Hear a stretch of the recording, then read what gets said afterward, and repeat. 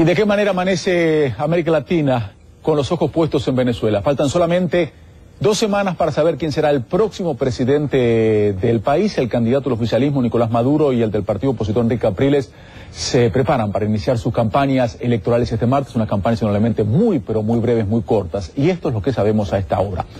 Maduro va a visitar Barinas mañana. Este es el estado natal del fallecido presidente Hugo Chávez, mientras que Capriles, que también lo iba a hacer en Barinas, cambió de idea para evitar confrontaciones e iniciará su campaña en el estado Monagas.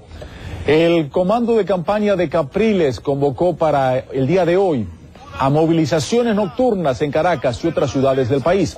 Y desde hoy hasta el sábado 13 se van a realizar los talleres de adiestramiento a los miembros de mesa que participarán en los comicios de este 14 de abril, que CNN tendrá una amplia cobertura. Enviaremos a Fernando El Rincón, Patricia Chañot, y estará Osmari Hernández con ellos. Empecemos hablando ahora de la oposición venezolana. Como les decía, va a marchar hoy en la noche en Caracas y otras ciudades para acompañar a su candidato a la presidencia, Enrique Capriles, y van a reclamar también más seguridad en el país, que es un tema que genera mucha preocupación. Al final de la marcha, el candidato Enrique Capriles pronunciará un discurso. Las caminatas tendrán lugar un día antes de que se inicie oficialmente la campaña en Venezuela, que concluirá el 11 de abril, 3 días antes de los comicios presidenciales del 14. Este domingo, Capriles, como parte de su pre-campaña, recibió en su sede a un grupo de ciclistas en Caracas que recorrieron cerca de 700 kilómetros para poder entregarle una serie de propuestas, lo querían hacer en persona. Bueno, eso fue una travesía larga y bueno, bienvenidos sean aquí a esta casa, a esta oficina que es el Comando Simón Bolívar. Estamos trabajando el día de hoy. De eso se trata, recoger propuestas de todos los venezolanos, de todos los sectores, de todos los estados del país. Eso es lo que hemos estado haciendo, preparándonos ya para el día martes, que iniciamos pues la segunda etapa de esta cruzada por nuestro país. Vamos a ver ahora la otra cara de la moneda, la cara del oficialismo. El presidente encargado de Venezuela, Nicolás Maduro, protagonizó el día de ayer su primera polémica en la red social Twitter, donde respondió a varias críticas que lanzó por la misma vía el exgobernante colombiano Álvaro Uribe. El tuit de Uribe decía lo siguiente: el cinismo de Maduro no tiene límites. Maduro sube el tono y tilda a la oposición de herederos de Hitler. Horas después, Maduro no se quedó callado y le respondió lo siguiente: ¿herederos de usted? Mejor se pregunta. El pasado 17 de marzo, Maduro se estrenó en Twitter con la cuenta @Nicolás Maduro, que ya tiene casi más de 500.000 seguidores. Y Capriles, como les decíamos, justamente ahí vemos los ciclistas que recorrieron para encontrarse con él, junto al presidente encargado de Venezuela, Nicolás Maduro, y otras 5 candidatos se han postulado para estas elecciones convocadas tras el fallecimiento del gobernante Hugo Chávez, de las que saldrá su sucesor. Esa presidencia deberá concluir el periodo 2013-2019 que se inició el pasado 10 de enero. Les repito, tendremos una amplia cobertura aquí en CNN en español. Y vamos a hablar ahora de Argentina, ya que la presidenta del Banco Central, Mercedes Marco del Pont, descartó la posibilidad de una devaluación del peso argentino. Pero como nos dice José Manuel Rodríguez, algunos expertos lo ven previsible. Qué mentira que las cosas pararon. Está todo carísimo y toda la semana suba. A pesar de que el gobierno ha congelado los precios de alimentos y electrodomésticos, la percepción de la calle es que el costo de vida sube cada día consistentemente. Las economías que triunfan en el mundo no aplican esa metodología para nada. Algunos economistas, como el exministro Roberto Labaña, creen que después de las elecciones legislativas de octubre, el gobierno podría devaluar la moneda. Yo creo que hasta las elecciones no se van a animar a hacer ese tipo de cosas. Van a tratar de sostener como puedan el tipo de cambio actual. Otros economistas consideran que el gobierno ha ido lentamente devaluando la moneda en el último año y señalan que estaría utilizando el dólar como una herramienta para combatir la inflación.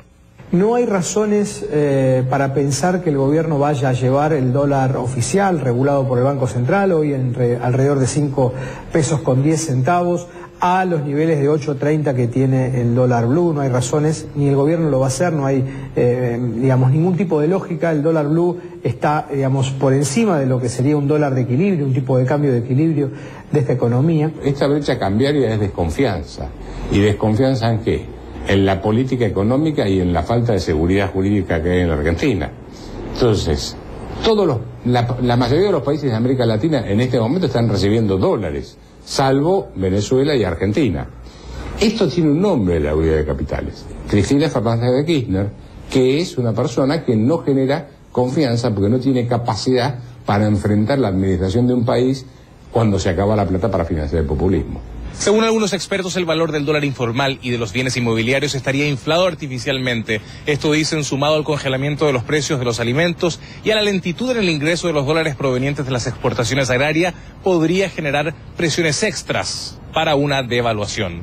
José Manuel Rodríguez, CNN, Buenos Aires. A propósito, José Manuel, cuando yo tenía 18 años y vivía en la Argentina, me tocó hacer el servicio militar obligatorio por 14 meses. Luego se eliminó el servicio militar obligatorio. Pero ahora el Perú quiere tener nuevamente el servicio militar obligatorio y las plazas vacantes de unos 30.000 reclutas serían cubiertas por sorteo entre los jóvenes en edad militar, algo similar como sucedía en Argentina hace muchos años.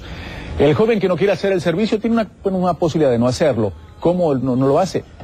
Pagando una multa de $700. María Elena Belaunde nos cuenta los detalles en el siguiente informe. Un día decidí hacer el servicio militar voluntario. A pesar de los incentivos recientes del gobierno, para la gran mayoría de los jóvenes peruanos, vestir el uniforme militar está lejos de sus planes. Yo entiendo que el servicio militar es una vocación que debe tener uno. Yo no creo que tenga esa vocación. Ingresé a la universidad básicamente, se me adelantó y bueno, ya no pude ya, pero siempre fue algo que quise hacer. De hecho postulé en algún momento a la Marina y bueno, al final no era lo que yo pensaba y me salió. 15 años atrás, las Fuerzas Armadas peruanas completaban sus vacantes con sorteos, tal cual se propone ahora y como funciona en muchos países.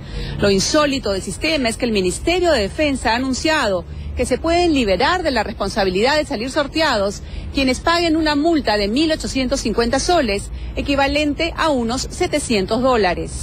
Una aparente discriminación hacia los pobres, que no es lo único, por lo cual la Defensoría del Pueblo rechaza la norma. En otros países puede funcionar bien un sistema o puede funcionar bien otro sistema. En nuestro país, en nuestra realidad, el sistema obligatorio no funcionó. Hubieron muchos casos de deserción, muchos casos de muerte, muchos casos de maltratos y de malas condiciones. Y esa fue la razón por la que el propio Estado decidió que se apunte hacia el fortalecimiento de un modelo más bien voluntario. Una mala imagen que desanima, sumada a la remuneración mensual equivalente a entre $70 y $120 mensuales, dependiendo de si el recluta está en el primero o en el segundo año de su servicio. Que haga un servicio militar voluntario más atractivo, que por lo menos le den pues un pago de una remuneración mínima vital, que está casi $200, $300, algo así. A diferencia de la Defensoría del Pueblo, que considera contra la ley forzar a los jóvenes a servir a la patria, el exministro de Defensa, Daniel Mora, está de acuerdo en cubrir los faltantes con sorteos, pero rechaza cualquier tipo de discriminación, sea de orden económico o de estudios. Propone que quienes resulten sorteados en plena vida universitaria puedan posponer su servicio. Acaba su carrera, se recibe de bachiller ingeniero civil, va a hacer su servicio y puede trabajar en una unidad de ingeniería del ejército durante un año y con el pago de un oficial de ingeniería equivalente. Y al año se va a la vida civil. El arma que tiene más deficiencias es el ejército, donde se calcula que solo el 30% está cubierto con voluntarios, faltando unos 30.000 jóvenes. Para el Ministerio de Defensa no será fácil ejecutar sus planes. La oposición en el Congreso ha anunciado que pedirá interpelar al ministro Pedro Cateriano si no retrocede en su decisión. Para CNN, María Elena Belaunde, Lima. Y de Perú vamos a pasar a hablar de Chile, ya que durante este fin de semana, durante el sábado, miles de personas marcharon en la capital, en Santiago, en busca de una legislación que permite el matrimonio de personas del mismo sexo. La manifestación también sirvió para conmemorar un año de la muerte de Daniel Zamudio, un joven de 24 años que fue asesinado por un grupo de jóvenes neonazis, al parecer por su orientación sexual. El asesinato de Zamudio originó que se aprobara con rapidez una ley contra la discriminación en el país y que se encontraba estancada esta ley por varios años. Hasta hace unos años los pozos de la ciudad producían mucha agua, pero poco a poco su capacidad ha disminuido. Esto pasa en todas partes del mundo. Yo cumplo con mi obligación de abastecerla y purificarla. Cumpla usted con su obligación de no desperdiciarla. porque gota a gota el agua se agota. Municipalidad de Guatemala. Cumple.